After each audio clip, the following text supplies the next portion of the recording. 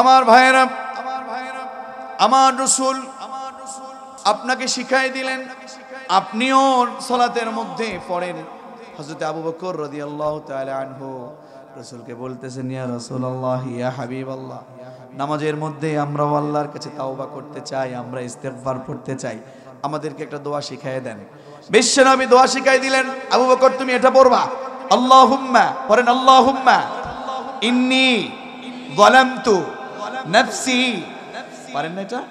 আমার সাথে পড়েন, আল্লাহুম্মা ইন্নী যালামতু নাফসি। একটু একটু একটু একটু বিবেক দিয়ে, একটু আবেগ দিয়ে, একটু কেঁদে কেঁদে বলার চেষ্টা করেন, মালিকের কাছে বুঝে বুঝে বলার চেষ্টা করেন। আমি আপনাকে এরপরে অর্থটা শোনাচ্ছি, পড়েন, আল্লাহুম্মা ইন্নী যালামতু নাফসি যুলমান কাসীরান ওয়া লা ইয়াগফিরুয যুনুবা ইল্লা আনতা ফাগফিরলি মাগফিরাতাম মিন ইনদিকা ওয়ারহামনি ইন্নাকা আনতাল গফুরুর রহিম। আওয়াজ করে পড়েন আমিন। মালিককে ডাকতেছেন, ও রাজাদিরাজ, সালাতে বসে, ও আল্লাহ, ও রাজাদিরাজ, আপনি তো আমাকে বানিয়েছেন, আপনি আমার মালিক, আমার জীবনের মালিক, আমার হায়াতের মালিক।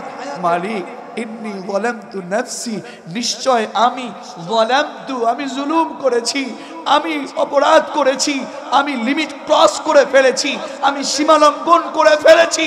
আপনি আমাকে বলেছেন নামাজ পড়তে, আমি নামাজ পড়ি নাই।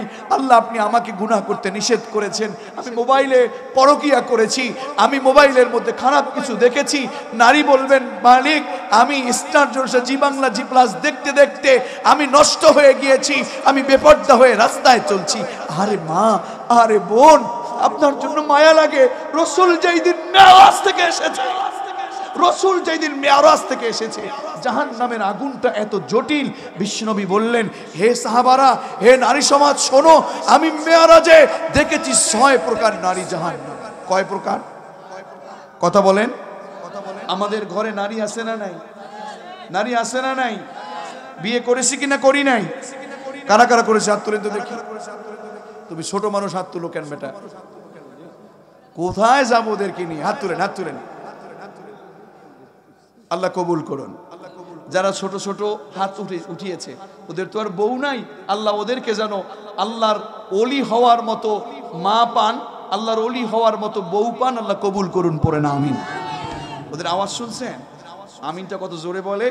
যাদের বয়স হয়েছে, বাবা মারা কৃপণতা করবেন না, ওদেরকে একটু তাড়াতাড়ি বিয়ে করায় দিয়েন, পড়েন আমিন। আমার ভাইয়েরা, আমাদের ঘরে আমাদের মা বোনেরা আছেন। ও মা ও বোন, হাসির খোরাক আমি দিচ্ছি না। আপনার রাসূল, আপনার নবী মেরাজ থেকে এসেছেন। মেরাজ থেকে এসে সাহাবীদেরকে বলছেন, ও সাহাবীরা শোনো, 6 প্রকার নারী জাহান্নামী। কয় প্রকার? আরো জোরে। 6 প্রকার নারী জাহান্নামী। এর মধ্যে 1 নাম্বার হলো ওই নারী জাহান্নামে যাবে যেই নারী পর্দায় থাকে না।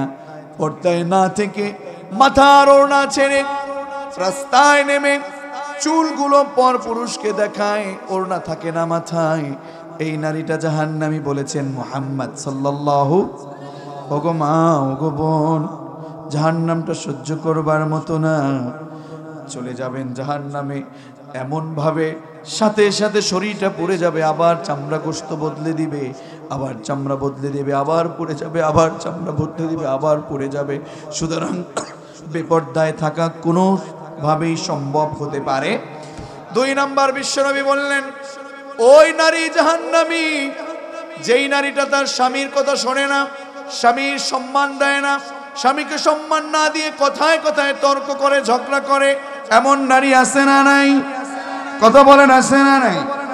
কার কার ঘরে আছে? হাত তুলে দেখান। মেলা আছে কিন্তু হাত তুলেন না। হ্যাঁ, আসিলাম কিন্তু তুলি নাই। দেখছেন? হুজুর আসিলাম, হুজুর আসিলাম কিন্তু তুলি না। কারণ ঘরে গেলে কি দিবে না? হুজুর না খেয়ে আছি, সেই দুপুরে খেয়েছি, এখন যদি ঘরে যাই আমাদের ভাত কিন্তু দিবে না। তা আমি বলবো, মা আমার বোন, স্বামীকে আপনি অকথ্য ভাষায় গালিগালাজ করেন, আপনার বাড়িতে আপনার বাবা মা এই শিক্ষাই কি দিয়েছে? আমার মা আমার বোন, স্বামীকে আপনি সম্মান করুন। শুনুন, এই পৃথিবীতে কোনো মানুষকে কোনো মানুষ সাজদা করবার কোনো সুযোগ নেই, কিন্তু বিশ্বনবী সম্মান গুরুত্ব বোঝানোর জন্য বলেছেন। পৃথিবীর কোন মানুষ বিশ্বনবীকে বলেছেন, রাসূল হাবিবাল্লাহ আমরা আপনাকে সাজদা করতে চাই। না না, কোন মানুষকে যদি সাজদা দেওয়ার কোন মানুষকে পারমিশন দিতাম, আমি পারমিশন দিতাম প্রত্যেকটা ঘরের নারীকে তারা যেন তার স্বামীকে সাজদা করে। এত গুরুত্ব দিয়েছেন মা। দেখুন দেখুন, রাসূল পারমিশন দেননি মানে গুরুত্ব বুঝিয়েছেন, কিন্তু আপনার স্বামীকে আপনি সম্মান না করবার কারণে, তর্কাতর্কি করবার কারণে আপনি জান্নাতে যাবেন? কোথায় যাবে? এত জোরে আওয়াজ করে বললেন, এত রাগ আপনার মা বোনদের উপরে? এই এত রাগ কেন? আপনি নিজে কম কম আছেন নাকি? আপনি যখন বিয়ে করতে যান তখন আমাদের কাছে বলে হুজুর, আমাদের কাছে বলে হুজুর যে হুজুর আমাদের একটা ছেলের জন্য একটা মেয়ে দেখেন, একটা ছেলের জন্য মেয়ে দেখেন। মেয়েটা কেমন হবে? ৫ ওয়াক্ত নামাজি, পরহেজগার, সুন্দর কথা বলে, বাবা মার খিদমত করে, খুব সুন্দর কোরআন তেলাওয়াত পারে। আমরা তখন বলি, বাবাজি আপনি আপনার ছেলে কতটা ফেরেশতা বলেন তো? কথা বলেন না কেন?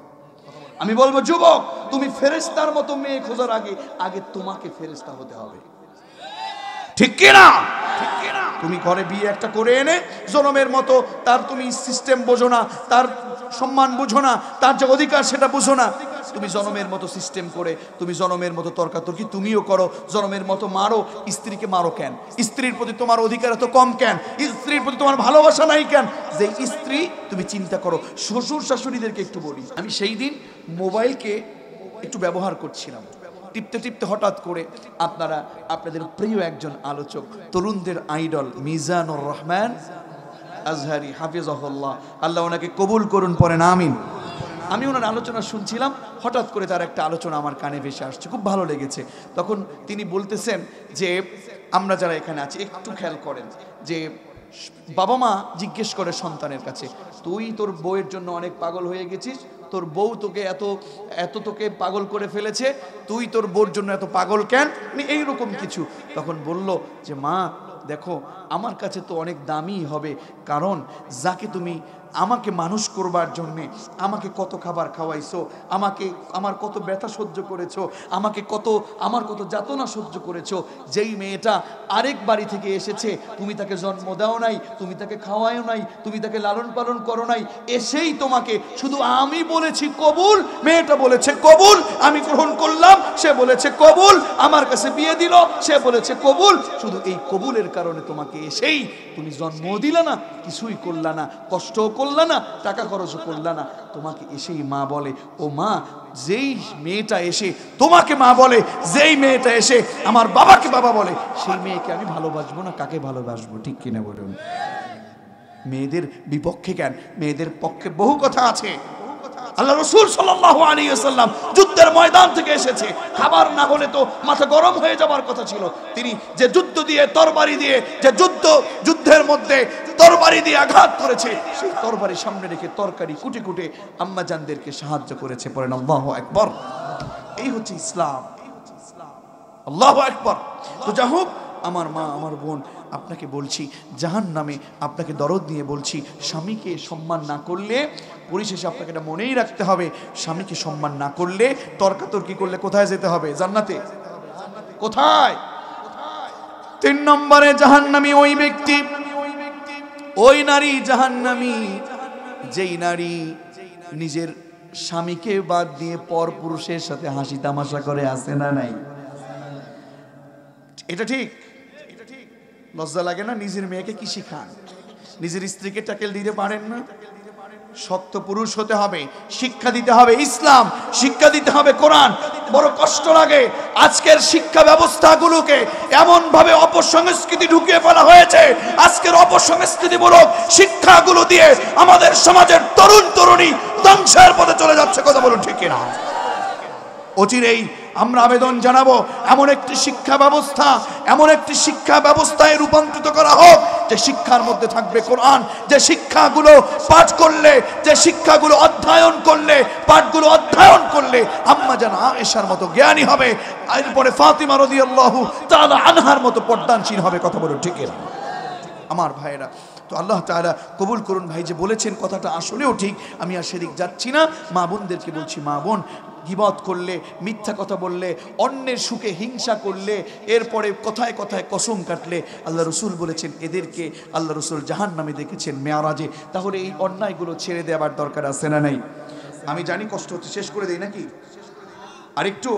আচ্ছা, তাহলে আমরা একটু সামনে আগাচ্ছি। হ্যাঁ, আরেকটু বলছি ইনশাআল্লাহ। পড়েন ইনশাআল্লাহ। আপনারা থাকলে আমি থাকবো ইনশাআল্লাহ। পড়েন ইনশাআল্লাহ। আল্লাহ রাব্বুল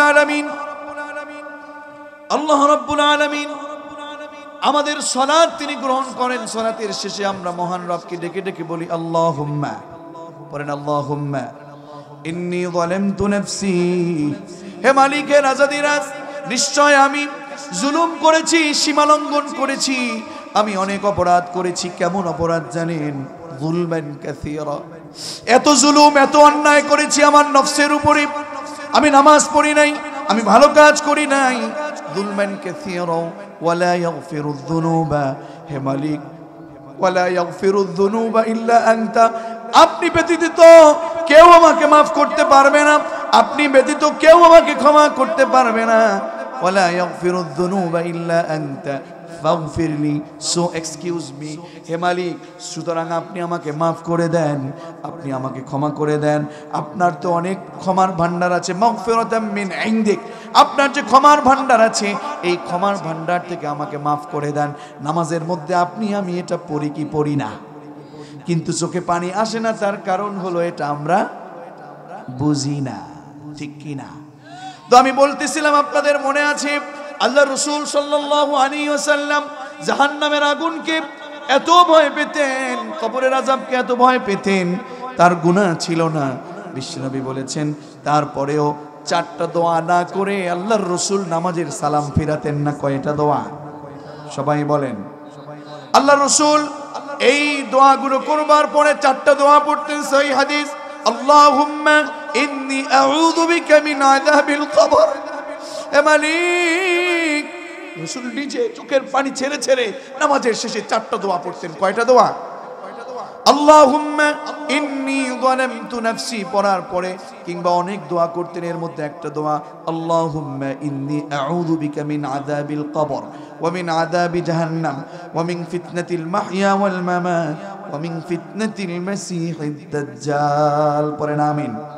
আমার সাথে একটু দোয়াটা পড়েন। আল্লাহুম্মা, একটু আওয়াজ করেন, আল্লাহুম্মা ইন্নী আউযু বিকা মিন আযাবিল কবর ওয়া মিন আযাবি জাহান্নাম ওয়া মিন ফিতনাতিল মাহইয়া ওয়াল মামাত ওয়া মিন ফিতনাতিল মাসীহিদ দাজ্জাল।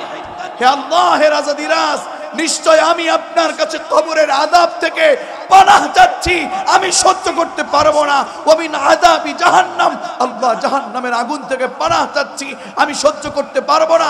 ইভেন মালিক, দুনিয়ার মধ্যে, আয়াতের মধ্যে দুনিয়ার ফিতনা, মৃত্যুর ফিতনা থেকে পানাহ চাচ্ছি। ইভেন মাসীহিদ দাজ্জাল, দাজ্জালের ফিতনা থেকে পানাহ চাচ্ছি।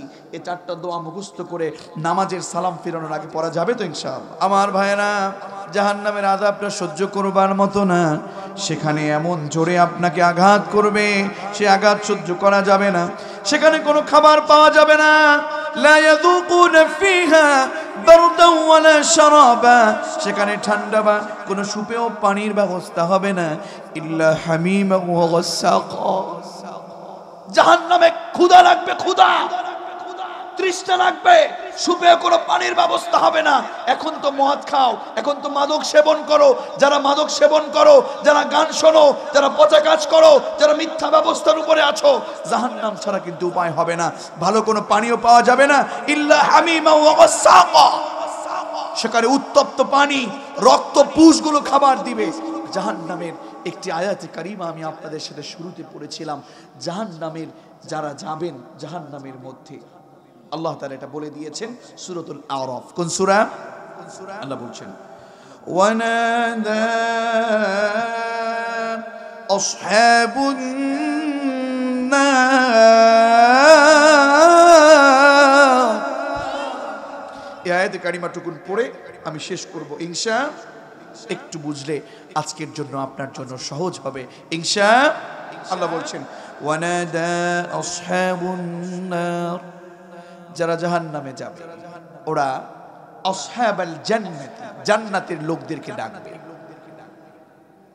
জাহান্নামী লোকেরা জান্নাতি লোকেদেরকে ডাকবে, হে জান্নাতি ভাইয়েরা, হে জান্নাতি বোনেরা ডাকবে। আবার হে জান্নাতি বোনেরা, তোমাদের কাছে আমাদের আবেদন, আনাফিদু আলাইনা মিনাল মাই আও মিম্মা রাযাকাকুমুল্লাহ। আমরা অনেক ক্ষুধার্ত, আমরা অনেক তৃষ্ণার্ত, আমাদেরকে একটু পানি দাও। তোমাদেরকে আল্লাহ পানি দিয়েছে, আমাদেরকে একটু পানি দাও। তোমাদেরকে আল্লাহ সুন্দর সুন্দর রিজিক দিয়েছে, আমাদেরকে একটু রিজিক দাও। এমন চিৎকার শুনে জাহান্নামী ব্যক্তিরা, যারা জাহান্নামে থাকবে, তারা উত্তর দিবে ক্বালু ইন্নাল্লাহা হারামাহুমা আলাল কাফিরিন।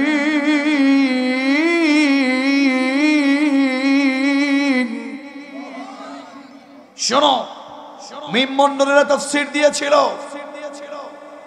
আমরা মিম মণ্ডলেরা তাফসীর দিয়েছিলাম, তাফসীরের বিরোধিতা করেছো। দুনিয়ার ময়দানে কোরআনের কর্মীদেরকে তুমি ঘুমাতে দাওনি, মিথ্যা মামলা দিয়েছো। কথা বলুন ঠিক কি না?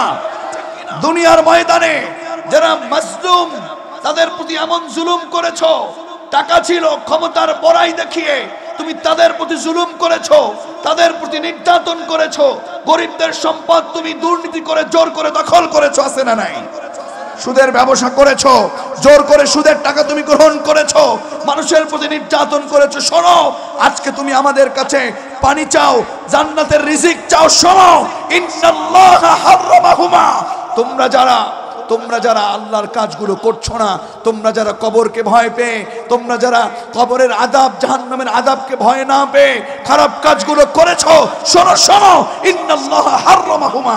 যেই পানি তোমরা চাচ্ছ, যেই খাবার তোমরা চাচ্ছ, এই দুইটিকেই মহান রব তোমাদের জন্য হারাম করে দিয়েছেন। পড়েন নাউযুবিল্লাহ। নাও দ্য ডিসিশন ইজ ইয়ার্স। সিদ্ধান্ত এখন আপনার কাছে। আমার কলিজার টুকরা গাইবান্ধার মুসলমানেরা, সিদ্ধান্ত আপনার কাছে। আপনি কি সত্যের পথে থাকবেন? আপনার জীবন যাবে, আপনার মরণ হবে, আপনার রক্ত খরচ হবে, আপনার পরিবার ছেড়ে যেতে হতে পারে।